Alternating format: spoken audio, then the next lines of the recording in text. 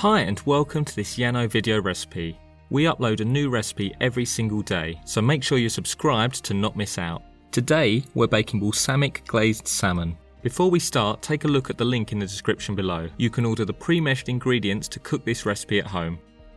Before you start, preheat the oven to 200 degrees. To prepare the glaze, start by putting a saucepan on a medium heat and add in the oil.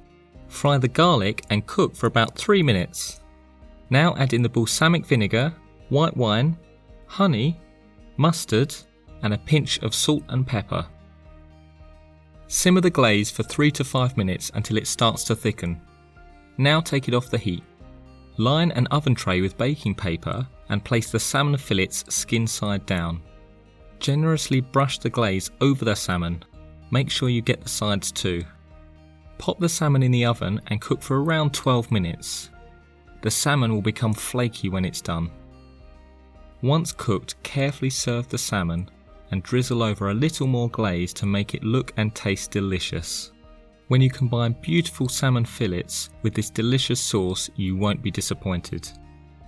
Thanks for watching and don't forget to like this video. We upload a new recipe every single day, so make sure you subscribe to not miss out.